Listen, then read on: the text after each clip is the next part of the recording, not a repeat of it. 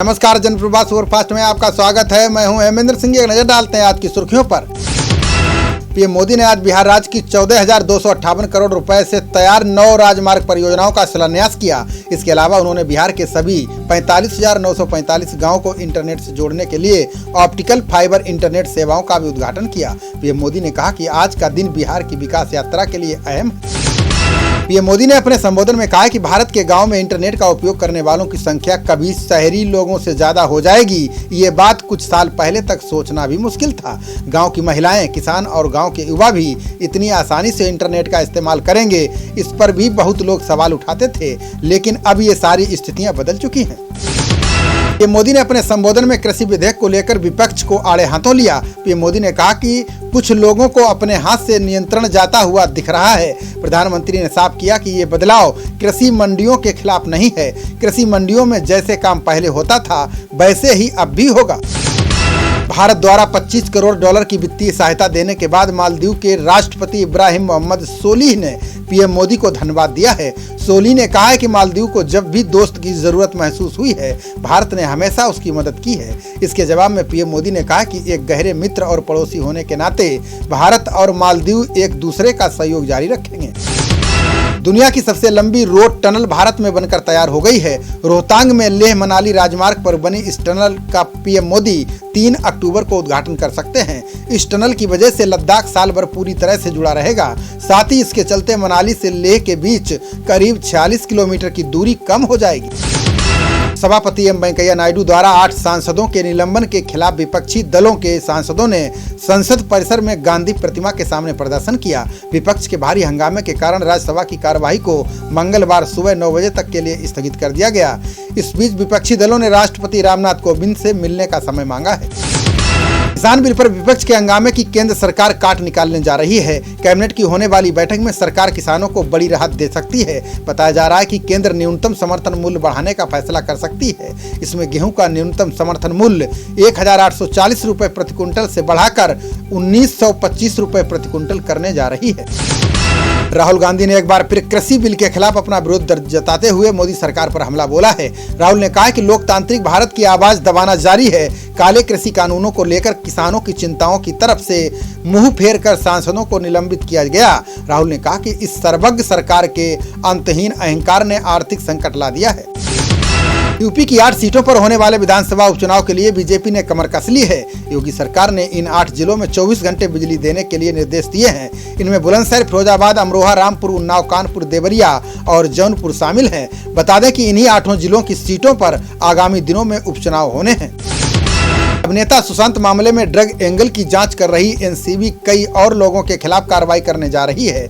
अब अभिनेत्री सारा अली, रकुल प्रीत और श्रद्धा कपूर का नाम सामने आया है।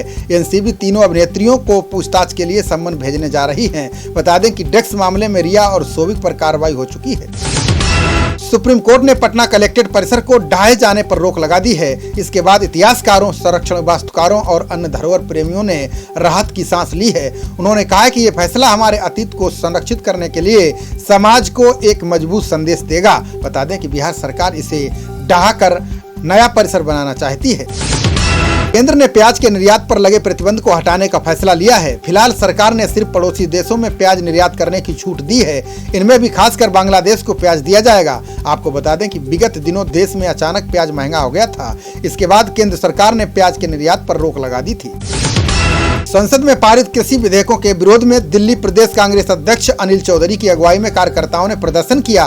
प्रदर्शन कर रहे कांग्रेस कार्यकर्ताओं ने इस बिल को किसान विरोधी बताया है। बता दें कि राज्यसभा में भारी हंगामे के बाद रविवार को कृषि विधेयकों को पारित करा दिया गया है, जिसका कांग्रेस और आप समेत कई पार्टियां विरोध कर रही है। राज्यसभा में हंगामे को लेकर 8 सांसदों को निलंबित किए जाने के फैसले की तृणमूल कांग्रेस ने निंदा की है। सीएम ममता बनर्जी ने कहा कि ये कार्रवाई सरकार की निरंकुश मानसिकता को दर्शाती है। ममता बनर्जी ने भाजपा पर लोकतंत्र की हत्या का आरोप लगाते हुए कहा कि वो संसद और सड़क दोनों जगह फांसीबाज सरकार के खिलाफ मोर्चा खोलेगी। ममता सरकार द्वारा केंद्र को तानाशाह बताने पर केंद्रीय मंत्री गिरिराज सिंह ने जमकर हमला बोला है। उन्होंने कहा कि ममता बनर्जी तो किम जोंग उन की भूमिका में बंगाल में राज कर रही हैं। उनके मुंह से ये शोभा नहीं देता। उन्होंने कहा कि नक्सल भी कानून नहीं मानते। ये अर्बन नक्सलवाद का नया चरित्र देखने को मिल रहा है। यूपी के पूर्व मंत्री गायत्री प्रसाद प्रजापति की अंतरिम जमानत पर सुप्रीम कोर्ट ने रोक लगा दी है। सुप्रीम कोर्ट ने इलाहाबाद हाई कोर्ट के उस आदेश पर रोक लगाई है जिसमें पूर्व मंत्री को चिकित्सा आधार पर 2 महीने की अंतरिम जमानत देने का आदेश दिया गया था। आपको बता दें कि प्रजापति पर सामूहिक दुराचार का मामला दर्ज है। भारतीय नौसेना के इतिहास में पहली बार 2 महिला अफसरों को तैनात किया जाएगा, जिसके तहत सब लेफ्टिनेंट कुमुदिनी त्यागी और सब लेफ्टिनेंट रीति सिंह को वारशिप पर एयरबोर्न टेक्नीशियंस के पद में शामिल होने के लिए चुना गया है। इससे पहले महिला अफसरों को फिक्स्ड विंग एयरक्राफ्ट तक सीमित रखा गया था। केंद्र द्वारा लाए गए नए कृषि कानून के विरोध में 25 सितंबर को 180 संगठनों के बुलाए गए भारत बंद में हरियाणा के किसान भी शामिल होंगे। बाकी हरियाणा के अध्यक्ष गुरनाम सिंह चढ़ूनी ने इस बात की पुष्टि की है। उन्होंने कहा कि बंद में शामिल होकर बाजार, सड़क और परिवहन सुविधाएं बंद कराई जाएंगी। जब तक किसान विरोधी कानून को रद्द नहीं किया जाता, उनका आंदोलन जारी रहेगा। हरियाणा के डिप्टी सीएम दुष्यंत चौटाला ने कहा है कि जिस दिन किसानों की एमएसपी देने की व्यवस्था पर कोई आंच आएगी, उसी दिन वो अपना पद छोड़ देंगे। उन्होंने कहा कि कृषि विधेयकों में कहीं भी फसलों के एमएसपी को समाप्त करने की बात नहीं कही गई है।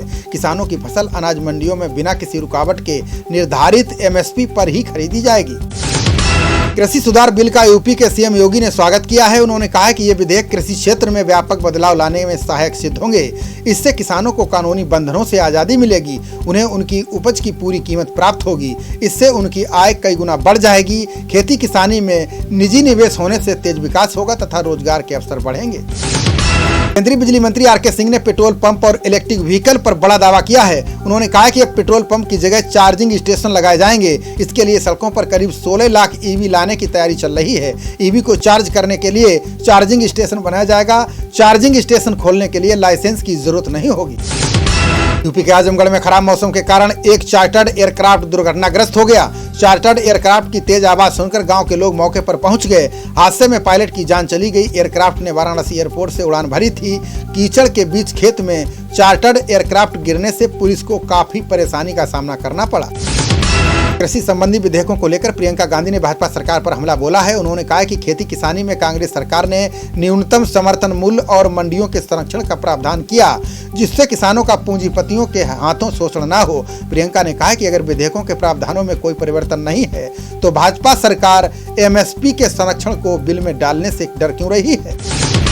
दिल्ली के शाहीन बाग में नागरिकता संशोधन कानून के खिलाफ सड़क पर धरने पर बैठने के मामले में सुप्रीम कोर्ट ने फैसला सुरक्षित रख लिया है। अब शीर्ष अदालत विवाद के मद्देनजर विरोध प्रदर्शन के अधिकार पर अपना फैसला सुनाएगी। सुनवाई के दौरान जस्टिस एस के कौल ने कहा है कि विरोध करने का अधिकार संपूर्ण नहीं है, लेकिन फिर भी एक अधिकार है।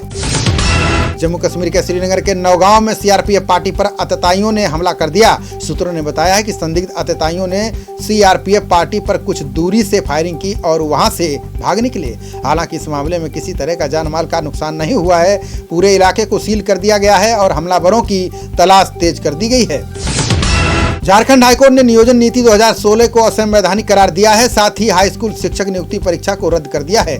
नियोजन नीति के खिलाफ सोनी कुमारी ने हाईकोर्ट में याचिका दायर की थी, जिस पर कोर्ट ने फैसला दिया है। आपको बता दें कि रघुवर दास सरकार ने नियोजन नीति के शिक्षकों को नियोजित किया था। सुप्रीम कोर्ट ने बेंगलुरु की national law school of India university के फैसले को रद्द कर दिया है। साथ ही आदेश दिया है कि यूनिवर्सिटी को कंबाइंड लॉ एडमिशन टेस्ट के तहत दाखिला देना होगा। आपको बता दें कि यूनिवर्सिटी ने नेशनल लीगल एप्टीट्यूड टेस्ट के आधार पर दाखिला देने की तैयारी की थी, लेकिन कोर्ट ने इसे रद्द कर दिया। चीन अब अमेरिका के खिलाफ नेपाल का इस्तेमाल करने लगा है। चीन ने अमेरिका प्रतिबंधों के चलते ईरान से कई सौदे तो किए हैं, लेकिन इसके लिए नेपाली बैंकों और कंपनियों का इस्तेमाल किया है। इसका खुलासा अमेरिका में वित्तीय लेन देन को मॉनिटर करने वाली फाइनेंशियल क्राइम इन्फोर्समेंट नेटवर्क ने किया है। यूपी के मेरठ में हिंदू जागरण मंच ने लव जिहाद का पुतला फूंका है। इस दौरान मंच के सैकड़ों पदाधिकारियों और ग्रामीणों ने विरोध प्रदर्शन में हिस्सा लिया। प्रदर्शनकारियों ने यूपी के सीएम योगी से मांग की है कि लव जिहाद रोकने के लिए कड़े से कड़ा कानून बनाया जाए, ताकि लव जिहाद का शिकार होने वाली बेटियों को बचाया जा सके। एनआईए ने अलकायदा के दहशतगर्द अबू सुफियान के घर पर छापेमारी की। एनआईए को पश्चिम बंगाल के रानीनगर इलाके के आवास में छापेमारी के दौरान एक तहखाना मिला है। ये 10 फीट लंबा और 7 फीट चौड़ा है। इसे एक कमरे के तौर पर तैयार किया गया है। इसमें एनआईए को खुफिया कैमरा सहित कई इलेक्ट्रॉनिक उपकरण और बल्ब के बोर्ड मिले हैं।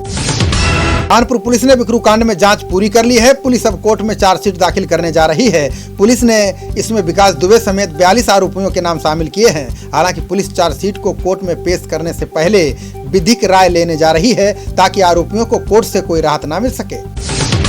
दिल्ली की एक अदालत ने जासूसी मामले में गिरफ्तार स्वतंत्र पत्रकार राजीव शर्मा की पुलिस हिरासत 7 दिन के लिए बढ़ा दी है। शर्मा को सरकारी गोपनीयता कानून के तहत गिरफ्तार किया गया है। मुख्य मेट्रोपॉलिटन मजिस्ट्रेट ने पत्रकार के 2 सहयोगियों, चीनी महिला एवं एक नेपाली नागरिक को भी हिरासत 7 दिन के लिए बढ़ा दी है। अयोध्या में बनने वाली मस्जिद के कॉम्प्लेक्स की योजना और डिजाइन पर काम शुरू हो चुका है। इंडो इस्लामिक कल्चरल फाउंडेशन के सचिव और प्रवक्ता अतहर हुसैन सिद्दीकी ने बताया है कि धन्नीपुर की मस्जिद में गुंबद और मीनारें नहीं रहेंगी। इसका आकार चौकोर होगा। इसकी design architect professor SM Akhtar बना रहे हैं। चीन में बने लक्ष्मी गणेश की जगह देहरादून में गाय के गोबर से लक्ष्मी गणेश की मूर्तियां बन रही हैं। महिला उद्यमी प्रिया गुलाटी ने बताया कि 40 महिलाओं का समूह बनाया है। ये दीपावली की पूजा पाठ में प्रयोग होने वाले सामान बना रही हैं। इसमें गोबर से मूर्तियां, दिए, अगरबत्ती, हवन सामग्री बना रही हैं ताकि चीनी सामान का विकल्प बन सके। नेशनल टेस्टिंग एजेंसी ने JNU प्रवेश परीक्षा का कार्यक्रम जारी कर दिया है। छात्र इसे JNU की आधिकारिक वेबसाइट पर देख सकते हैं। ये प्रवेश परीक्षाएं 5 अक्टूबर से 8 अक्टूबर के बीच आयोजित होंगी। आपको बता दें कि ये प्रवेश परीक्षाएं 11 से 14 मई के बीच होने वाली थीं, लेकिन कोरोना के चलते रद्द कर दी गई थी। कानपुर के छत्रपति साहूजी महाराज विश्वविद्यालय ने प्रवेश परीक्षा का रिजल्ट घोषित कर दिया है। छात्र यूनिवर्सिटी आधिकारिक वेबसाइट से अपना रिजल्ट देख सकते हैं। वहीं यूनिवर्सिटी ने छात्रों की ऑनलाइन काउंसलिंग भी शुरू कर दी है। ये 21 सितंबर से 23 सितंबर तक होगी। छात्र प्रवेश के लिए अपनी सीट और कॉलेज बुक कर सकते हैं। कोरोना महामारी के बीच 6 महीने के बाद आज ताजमहल का दीदार हुआ है। आगरा प्रशासन ने अनलॉक 4 में आज से ताजमहल सबके लिए खोल दिया है। इसके बाद सैलानी ताज का दीदार करने के लिए सुबह से भारी संख्या में पहुंचने लगे थे। हालांकि ताज देखने आने वाले सैलानियों के लिए पश्चिमी और पूर्वी गेट से व्यवस्था की गई थी। मिजोरम में अब बिना निजी अस्पताल और प्रयोगशालाएं भी कोरोना वायरस की जांच कर सकेंगी। मिजोरम सरकार ने नमूने लेने की अनुमति दे दी है। अब तक केवल सरकारी अस्पतालों को ही कोरोना जांच करने की अनुमति थी। अस्पतालों और प्रयोगशालाओं को केंद्र और राज्य द्वारा जारी नियमों और निर्देशों का पालन करना होगा। मुख्तार अंसारी की पत्नी और दोनों बेटों के खिलाफ नया मामला दर्ज हुआ है। इन लोगों पर महुआ बाग की सरकारी जमीन पर होटल बनाने का आरोप लगा है। ये जमीन सरकारी बंजर खाते में दर्ज है। इसके बावजूद बिना किसी अधिकार के मुख्तार की पत्नी के नाम फर्जी तरीके से रजिस्ट्री कराई गई। दूसरा भूखंड मुख्तार के बेटों के नाम दर्ज कराया गया है। फिल्म अभिनेत्री ऋचा चड्ढा ने कहा है कि अभिनेत्री पायल घोष ने मीटू मामले में उनका नाम अपमानजनक तरीके से घसीटा है। उन्होंने कहा है कि इसके लिए कानूनी कार्रवाई करूंगी। बता दें कि पायल घोष ने फिल्मकार अनुराग कश्यप पर यौन उत्पीड़न का आरोप लगाया है। कश्यप ने इस आरोप को निराधार करार दिया है। पश्चिम बंगाल के सबसे बड़े त्योहार दुर्गा पूजा में अब करीब 1 महीने का समय बचा है। ऐसे में कोरोना के मद्देनजर सादगी से उत्सव मनाने की तैयारियां शुरू हो गई हैं। आयोजक संक्रमण को फैलने से रोकने के उपाय कर रहे हैं। इस बार खुले पंडाल की दिशा बदल दी गई है। इससे श्रद्धालु अपने वाहन में बैठकर दूर से ही देवी दुर्गा की प्रतिमा का दर्शन कर सकेंगे। मध्य प्रदेश विधानसभा का 1 दिवसीय सत्र जरूरी कामकाज निपटाने के बाद अनिश्चितकाल के लिए स्थगित हो गया है। वित्त विधेयक 2020 पारित हो गया है। विधेयकों के पारित होने के बाद शिवराज सिंह चौहान ने कोरोना की स्थिति और इससे निपटने के बारे में सदन को जानकारी दी है। कृषि विधेयकों के खिलाफ 28 सितंबर को तमिलनाडु के द्रमुक और सहयोगी दल प्रदर्शन करेंगे। द्रमुक ने केंद्र से कृषि विधेयकों को वापस लेने की मांग की है। MK स्टालिन की अध्यक्षता में पार्टी मुख्यालय में बैठक हुई। स्टालिन ने कहा कि ये विरोध सत्तारूढ़ अन्ना द्रमुक सरकार की निंदा करने के लिए है, जो केंद्र की मदद कर रही है। मनीष तिवारी ने सरकार से मांग की है कि MSP पर किसानों की आशंकाएं सरकार दूर करे। तिवारी ने कहा कि अक्टूबर के आखिरी हफ्ते में धान की खरीद शुरू हो जाती है। 2 विधेयकों के कारण किसानों में आशंकाएं उत्पन्न हो गई हैं। कांग्रेस नेता ने कहा कि किसान परेशान है। ऐसे में सरकार की तरफ से आश्वासन दिया जाना चाहिए। तमिलनाडु में 3501 अम्मा सचल दुकानों की शुरुआत की गई है। इन सचल दुकान योजना से 6 लाख राशन कार्ड धारकों को लाभ मिलेगा। मुख्यमंत्री पलानीस्वामी ने हरी झंडी दिखाकर इन सचल दुकानों को रवाना किया। बता दें कि इस योजना की शुरुआत तत्कालीन मुख्यमंत्री जयललिता ने की थी। बिजनौर में अवैध कच्ची शराब गिरोह का भंडाफोड़ हुआ है। पुलिस ने अवैध शराब बनाने वाले एक आरोपी को शराब बनाते हुए गिरफ्तार कर लिया है। वहीं 9 लोग फरार हो गए। बता दें कि मंडलायुक्त मुरादाबाद और पुलिस महानिरीक्षक को अवैध शराब बनाने की कई शिकायतें मिली थीं, जिसके बाद अधिकारियों ने छापेमारी के निर्देश दिए थे। लोकसभा में कृषि विधेयक पास होने के खिलाफ रामपुर में भारतीय किसान यूनियन ने प्रदर्शन किया। सैकड़ों कार्यकर्ता ट्रैक्टर ट्रॉली में बैठकर जिला कलेक्ट्रेट पहुंचे। किसानों ने मोदी सरकार के खिलाफ नारेबाजी की। किसानों ने सिटी मजिस्ट्रेट और एडिशनल SP को ज्ञापन भी सौंपा। सपा ने पूरे प्रदेश में धरना प्रदर्शन किया। अलग अलग तहसीलों में धरना देते हुए एसडीएम को ज्ञापन सौंपा। बांदा में पुलिस और सपाइयों में झड़प हुई। भीड़ को नियंत्रित करने के लिए पुलिस ने लाठियां भांजी। बाराबंकी से विधायक सुरेश यादव ने कहा है कि देश में बेरोजगारी चरम पर है, योगी सरकार को युवाओं की परवाह नहीं है। बिजनौर और हरदोई में सपा कार्यकर्ता सड़क पर उतरे। बिजनौर में पुलिस ने कई कार्यकर्ताओं को हिरासत में लिया है। साथ ही कई कार्यकर्ताओं को उनके घर पर ही नजरबंद कर दिया गया। कार्यकर्ताओं ने कहा कि सरकार की गलत नीतियों से युवा और किसान परेशान हैं। कोरोना काल में स्वास्थ्य सेवाओं में भ्रष्टाचार हुआ है। प्रदेश में महिलाएं असुरक्षित हैं। कांग्रेस के वरिष्ठ नेता और स्वार विधानसभा उपचुनाव के प्रभारी राशिद अलवी रामपुर पहुंचे। राशिद अलवी ने कहा कि मंथन के बाद उपचुनाव में प्रत्याशी की घोषणा की जाएगी। प्रियंका गांधी का फैसला अंतिम होगा। अलवी ने इस मौके पर मोदी सरकार पर हमला बोला। उन्होंने कहा कि केंद्र और प्रदेश सरकार फेल हो चुकी है, किसान और युवा परेशान है। खबरों का सिलसिला जारी रहेगा। देखते रहिए जनप्रवाद। नमस्कार।